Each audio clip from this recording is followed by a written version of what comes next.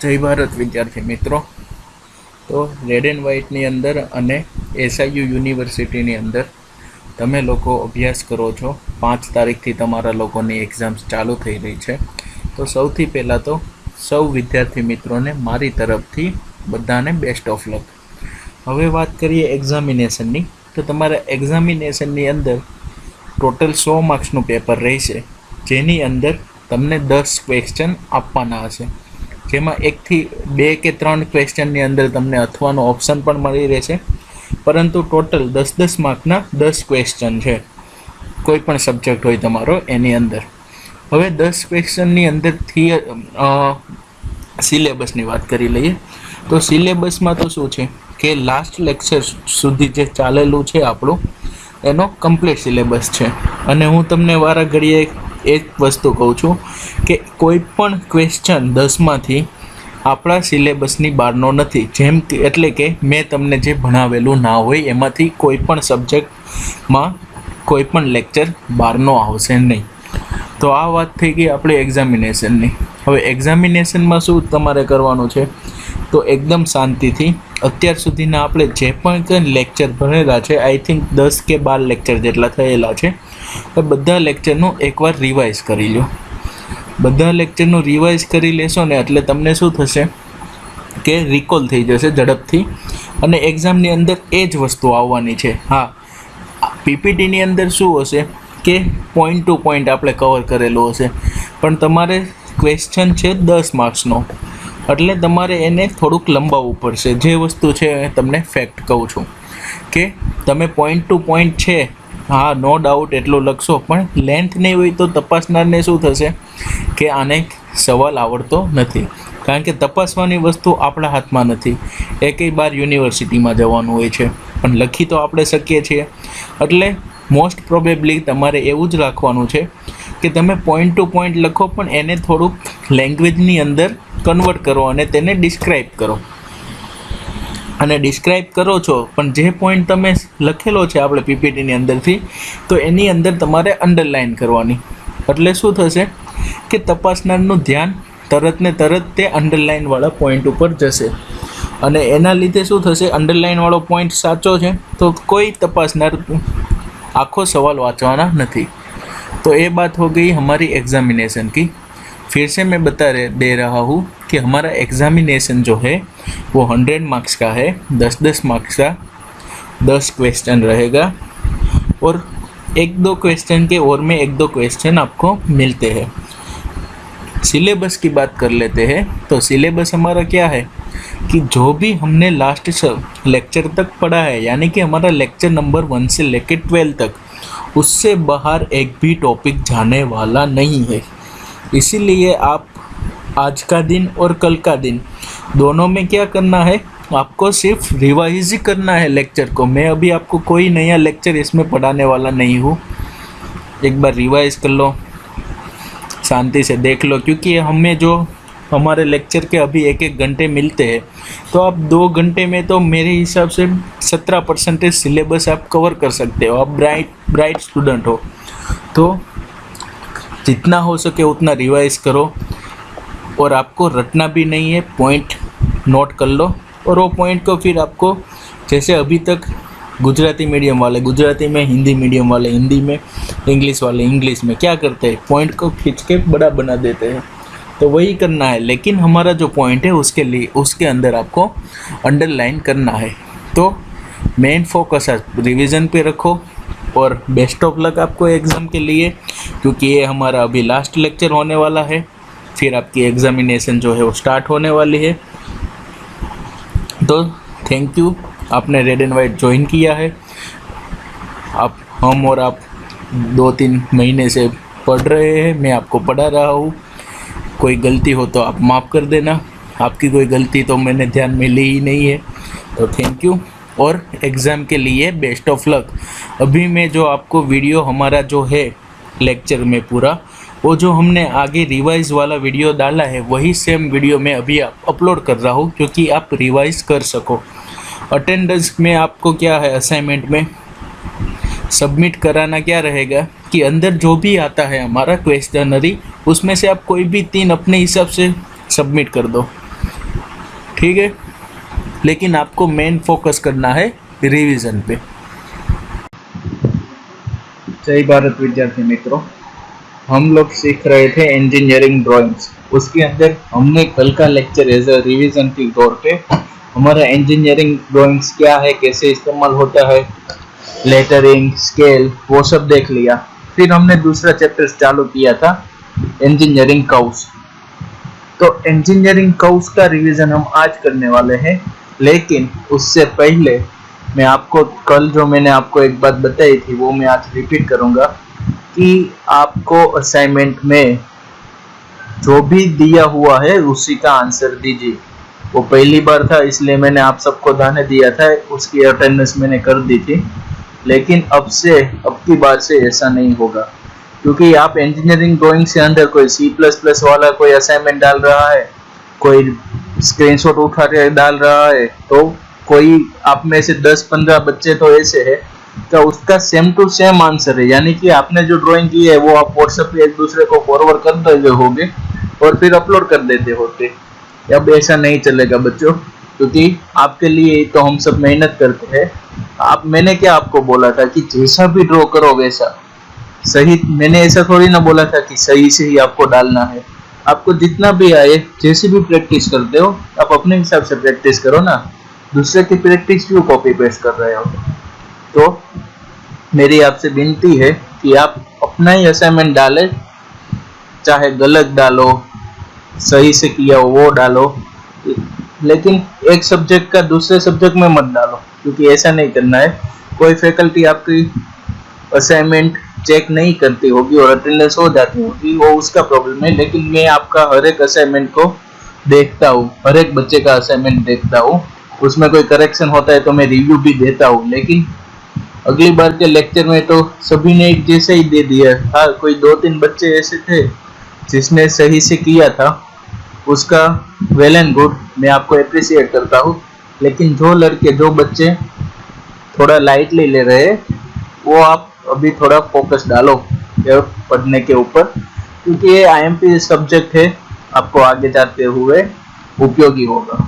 चलो खैर, जो भी है वो, मुझे आशा है कि आप लोग मेरी बात समझ रहे हो और अब इसे ठीक से करोगे, वरना मेरा उसमें कुछ नहीं जाता है, आपका ही गैर फायदा होता है।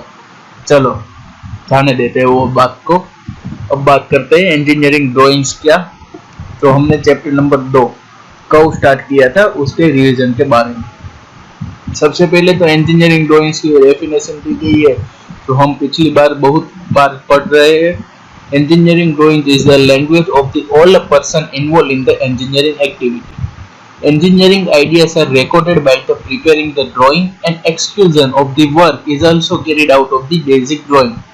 Communication in the engineering field is done by the drawing. It is called as the language of the engineering. Engineering drawing का आपको एक टर्म में बोलना हो तो ऐसा ही होता है कि ये इंजीनियर लोगों की एक लैंग्वेज है जो कम्युनिकेट करते हैं ड्राइंग के जरिए। एक बार पढ़ लो आप।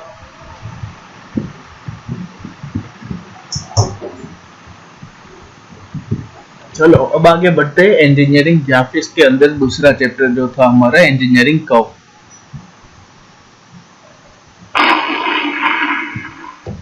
तो सबसे पहले इंजीनियरिंग कर्व क्या होता है, कहाँ पे इस्तेमाल होता है। तो कोई भी ग्राफ हो, क्या होता है ग्राफ, इंजीनियरिंग कर्व तो है। फिर engineering curve useful by its their nature and characteristic, useful in the engineering understanding laws, manufacture the various item, design of the mechanism analysis। हर जगह पे इंजीनियरिंग ड्राइंग्स और इंजीनियरिंग कर्व्स का हमें इस्तेमाल होता है। क्लासिफिकेशन ऑफ इंजीनियरिंग कर्व, तो engineering curve को कितने पर कहाँ पे हमने क्लासिफाई किया था। Conic, cycloid curve, involute, spiral, helix और साइन एंड कोसाइन। उसके भीतर हमने कॉनिक वाला चैप्टर जो है वो थोड़ा बहुत पढ़ा है और हम वही रिवीजन करने वाले आज। तो चलो बात करते हैं कॉनिक की।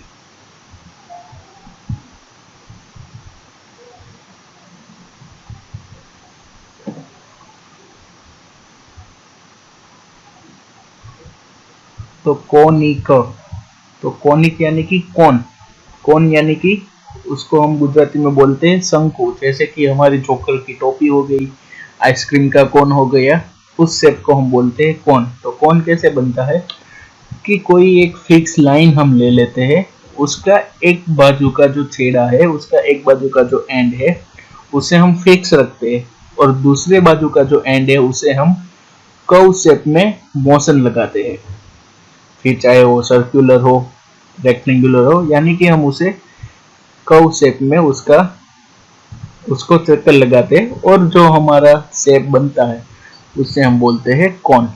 It is the surface generated by the moving a straight line keeping one of its end and fix and other make a closer curve। क्या है कॉनिक की डेफिनेशन?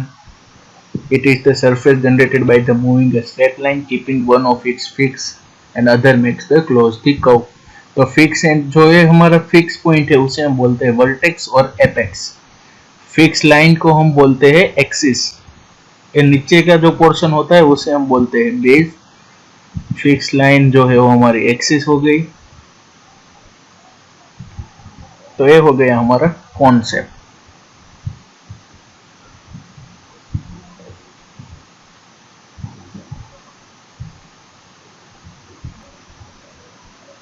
चलो तो बात खत्म हो गई कौन की।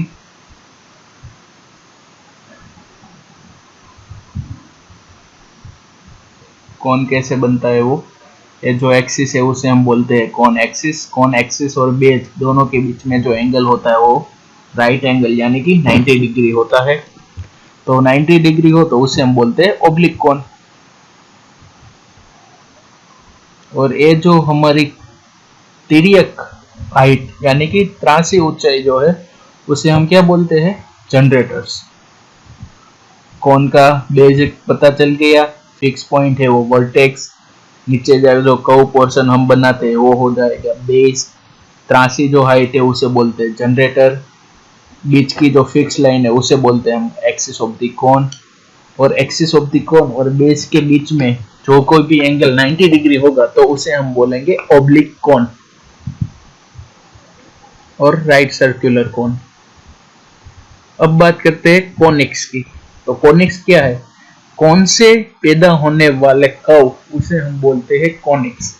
जो भी कर्व के बेस में कोनिक है उसे हम बोलते हैं कोनिक्स कर्व, यानी कि जो भी कर्व के बेस के अंदर कर्व पोर्शन है, कौन पोर्शन है उसे बोलते हैं कोनिक्स। तो कोनिक्स के अंदर क्या होता है, the section obtained by the intersection of the right circular cone by a cutting plane in a different position relative to the axis of the cone are called a conic। यानी कि कोई कोन है उसे हम अलग अलग एंगल से cutting करेंगे और जो हमें पोर्शन मिलेगा उसे ही बोलते हैं कोनिक। तो कटिंग करने वाला जो चीज है उसे हम यहाँ पे बोल रहे हैं कटिंग प्लेन। जैसे कि यहाँ पे देख लीजिए आप, एक कोन है, इसकी एक्सिस है, तो इसकी एक्सिस को 90 डिग्री यानी कि कोन का जो बेस है उसको पैरेलल हम कटिंग प्लेन कट करते हैं तो हमें जो पोर्शन मिलता है वो क्या होता है, सर्कल।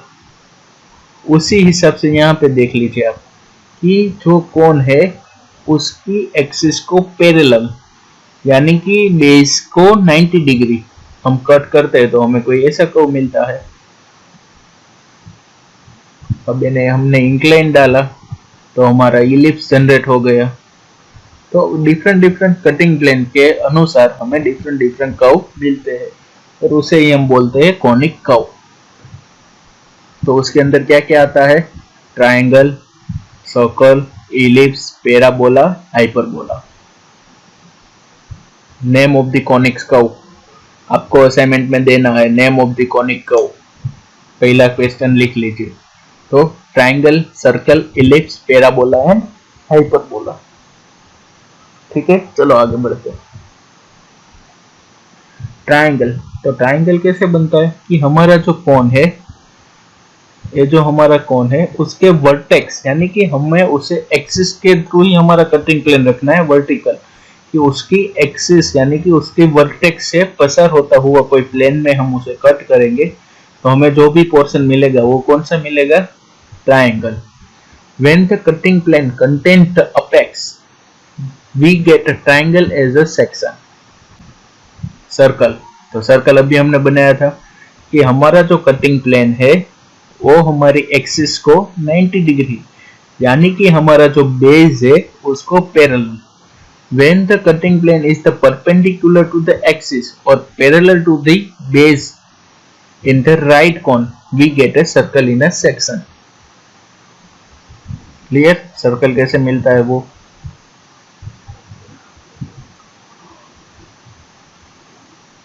अब बात करते हैं इलिप्स. इलिप्स में क्या है कि हमारा जो है कटिंग प्लेन है, कोन है, वो कटिंग प्लेन के साथ इंक्लाइन है यानी कि एक्सिस ऑफ द कोन और हमारा कटिंग प्लेन दोनों के बीच में कुछ एंगल है, हमने डिनोट किया है अल्फा. और जो थीटा है वो हमारा कोन का हाफ एंगल है यानी कि इतना एक्सिस ऑफ द कोन से जनरेटर के बीच का एंगल. तो इन जो हमारे केस में अल्फा की वैल्यू थीटा से ज्यादा रहेगी तो हमें मिलेगा हमारा सेक्शन जो है वो इलिप्स को. When the cutting plane in the incline to the axis but not a parallel to the generator or the inclination of the cutting plane alpha is a greater than the semicone angle, half angle or a semicone angle, we get the ellipse in the section.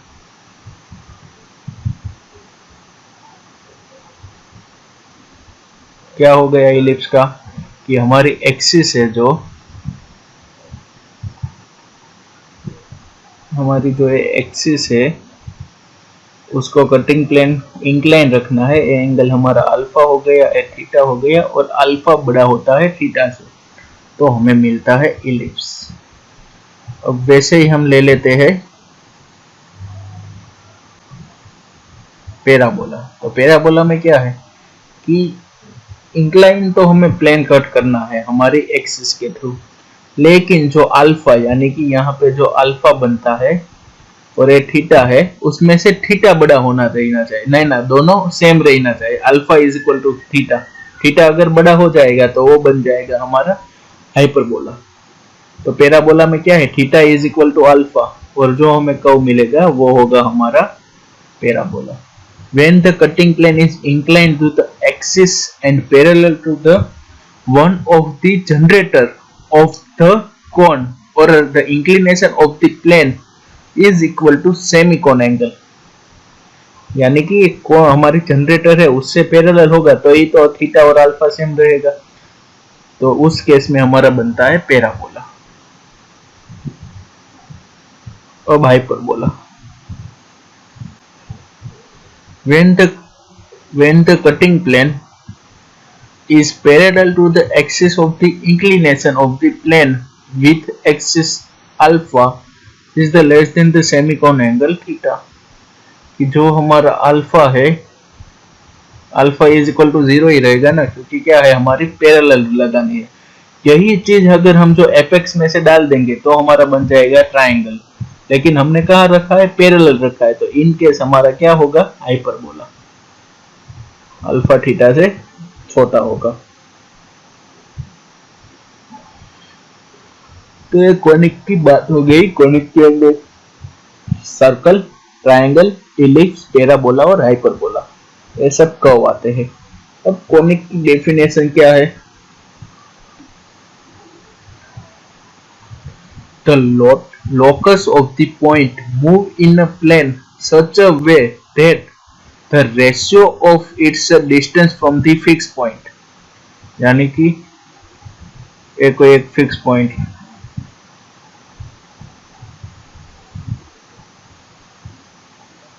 मान लो कि हमने कोई एक fix point ले लिया. क्या बोल रहा है, the points move in such a plane way that the ratio of its distance from the fixed point, कोई फिक्स पॉइंट से उसका distance to the fix straight line, एक स्ट्रेट लाइन हमने फिक्स ले लिया और यहाँ का कोई पॉइंट, तो इधर से मैं कोई एक पॉइंट लूंगा तो ए रेशियो बाय ए रेशियो, दूसरा मैं कोई इधर पॉइंट लूंगा तो इसका रेशियो बाय इसका रेशियो, दोनों क्या आना चाहिए इक्वल आना चाहिए. और वैसे पॉइंट को मैं जैसे मिला के एक कर्व बनाऊंगा तो वो हमारा हो जाएगा कॉनिक्स।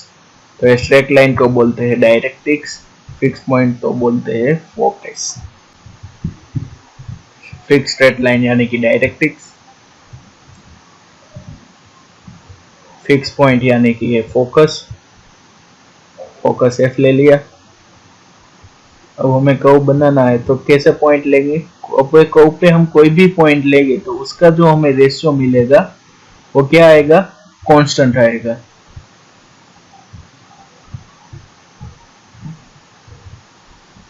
ये सब नाम है directrix, vertex, focus, conic curve. तो अब हमें वो रेशियो डिफाइन करना है। Distance from point of the focus, upon distance of the point उसे बोलते हैं इसेंट्रिसिटी, यानी कि PF upon PM is equal to F Q upon Q N is equal to eccentricity. Eccentricity को हम स्मॉल ई में डिनोट करते हैं। ठीक है, तो ये हो गया हमारी इसेंट्रिसिटी। दूसरा क्वेश्चन आपका, what is the eccentricity? What is the eccentricity in a conics? Clear है? चलो ना, मैं आपको लिख ही देता हूँ क्वेश्चन, यानी कि आपको याद रहे।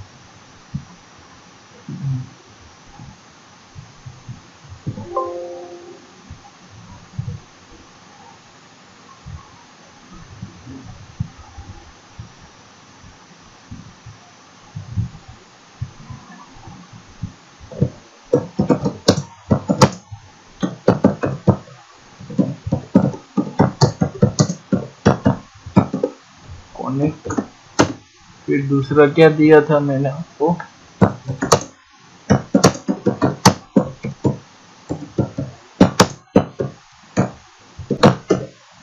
Name of the conic curve. दो क्वेश्चन हो गए, बाद में अभी मिलेंगे तो ऐड करते चले जाएंगे। चलो बात करते हैं इलिप्स की।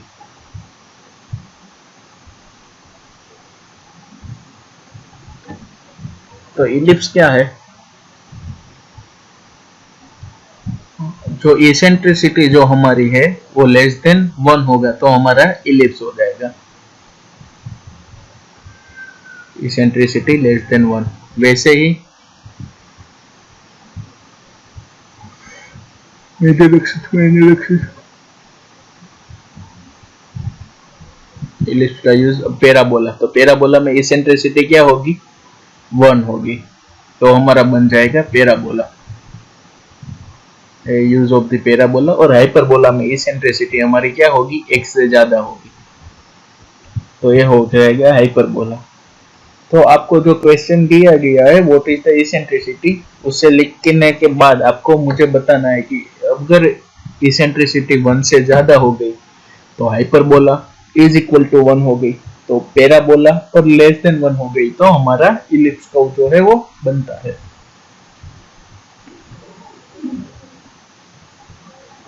अब method of the drawings of ellipse, यही मैंने आपको बताए थे। Arc of the circle, concentric circle, loop method, oblong method, ellipse in parallelogram, terminal method, parallel ellipse and directric focus method। इसके भीतर हमने इलिप्स की जो मेथड है 3-4 वो खत्म कर दी थी। पहले देखते हैं arc of the circle method. तो एक लाइन यानी कि मेजर एक्सिस, फिर माइनर एक्सिस, फिर दो फोकस। फोकस कैसे निकाले थे कि एओ जितनी हमने रेडियस रखते हुए सी पॉइंट पे आर्क लगाई और डी पॉइंट को सेंटर बना के ओबी पर आर्क लगाई। F1 और F2 हमें क्या मिल गया? फोकस। फिर हमने उसे F1 से O से लेकर F2 तक हमने इक्वल भाग में डिवीजन किया था। फिर क्या किया था कि A1 जितनी हमने रेडियस ली थी, F पर हमको सेंटर बनाया था और ऊपर नीचे दो आर्क लगाई थी। सेम चीज में हमने क्या किया था, B1 जितनी हमने रेडियस ली थी, B1 जितनी, और F2 पे हमें सेंटर लगा के ये आर्क के साथ इंटरसेक्शन किया था। आपने जितना भी डिवीजन ज्यादा करोगे उतना आपका इलिप्स जो है वो परफेक्टली ड्रॉ होगा। अब हम क्या करेंगे, यही प्रोसेस दूसरे पॉइंट पे रिपीट करेंगे।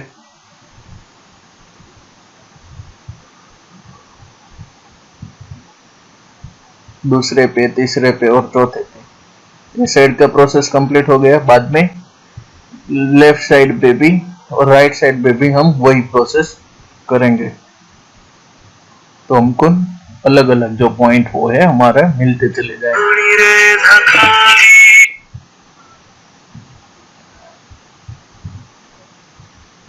और सब पॉइंट को हम ज्वाइन कर लेंगे तो हमें मिलेगा इलिप्स। ये हो गई हमारी arc of the circle method. चलो मैं एक फोन रिसीव कर लेता हूँ, बाद में आपसे बात करता हूँ। चलो तो इस तरह से हमने बना लिया हमारा इलिप्स। अब हम बात करते हैं, arc of the circle method complete हो गई। अब उसके बाद आती है हमारी कौन सी मेथड, पैरेललोग्राम थी या कॉन्सेंट्रिक सर्कल थी? Concentric circle method. उसमें क्या था, दो सर्कल बनाने का, उसे कॉन्सेंट्रिक सर्कल बोलते हैं। मेजर एक्सिस का एक सर्कल, माइनर एक्सिस का एक सर्कल।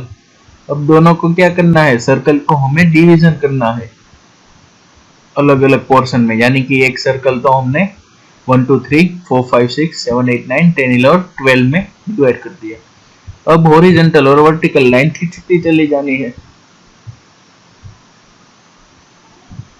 मेजर एक्सिस को पैरेलल, माइनर एक्सिस को पैरेलल लाइन और मेजर एक्सिस को पैरेलल लाइन खींच लेने की, और जो हमें इंटरसेक्शन पॉइंट मिलेगा वो हो जाएगा हमारा इलिप्स।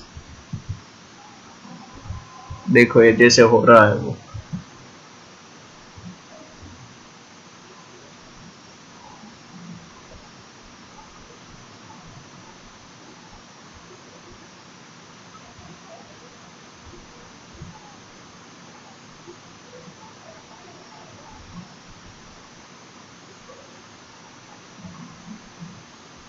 और फिर सभी पॉइंट को हमको क्या करना है, ज्वाइंट करना है। तो हो गया हमारा इलिप्स। बहुत ही इजी है, लेकिन मुझे पता नहीं चलता आप लोग क्यों असाइनमेंट में नहीं लिखते हो।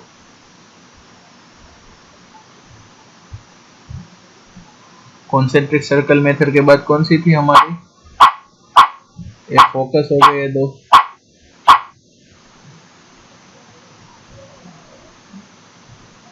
डायरेक्ट इसकी और उसी की कोई जरूरत नहीं है अभी आपको। फिर ओब्लॉन्ग मेथड। ओब्लॉन्ग मेथड में क्या था, पहले एक major axis minor axis draw कर ली, पूरा रेक्टेंगुलर बना दिया। फिर रेक्टेंगुलर की एक्सिस को हम क्या करते थे, डिवाइड करते थे। जैसे कि 3 4 पोर्शन, ऊपर नीचे राइट साइड लेफ्ट साइड दोनों की ओर हम ऐसे डिवाइड कर लेते थे। फिर क्या करते थे, स्केल की मदद से हम पॉइंट को ज्वाइंट करते थे। C0, C1, C2, C3, 4, वही वैसे ही राइट साइड और वैसे ही नीचे। फिर D से D1 तक, D2 तक, D3 तक, और हमें पॉइंट मिलते चले जाएंगे। वो हो जाएगा हमारा पॉइंट ऑफ द कर्व। और सेम पोर्शन हम नीचे भी कर सकते हैं या फिर उसका प्रोजेक्शन ले सकते हैं। प्रोजेक्शन कैसे लेना है, तो यहाँ से एक पॉइंट मान लो कि 5 सेंटीमीटर ऊपर है, तो यहाँ से भी नीचे कितना आना चाहिए, 5 सेंटीमीटर। और पॉइंट को कनेक्ट कर लेते हैं तो हमारा बन जाता है इलिप्स। पैरेललोग्राम में क्या था, हमें एक पैरेललोग्राम ड्रॉ करना था, उसका 4 भाग में हमें पोर्शन में डिवाइड कर दिया, मेजर एक्सिस माइनर। और फिर जो ऑब्लॉन्ग मेथड में हम करते थे वही मेथड रिपीट करनी है हमें।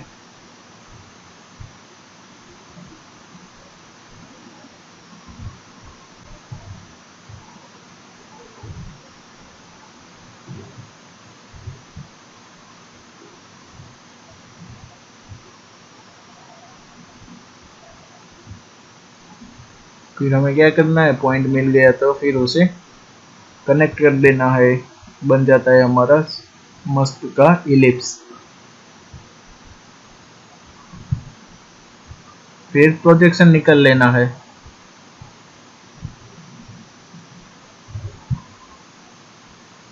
फिर सब पॉइंट को कनेक्ट कर देना है।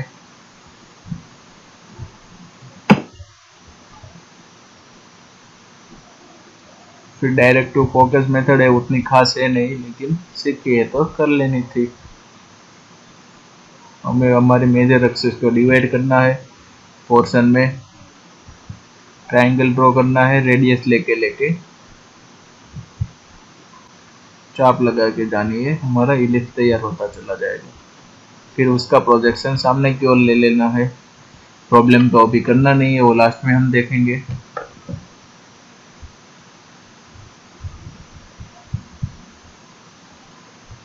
अब हमें बात करनी थी पैराबोला, तो अब हम नेक्स्ट लेक्चर से करेंगे।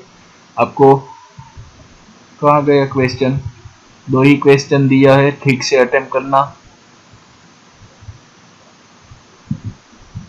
ये आपके 2 क्वेश्चन है, नोट कर लीजिए। चलो तो अब हम मिलते हैं नेक्स्ट लेक्चर में।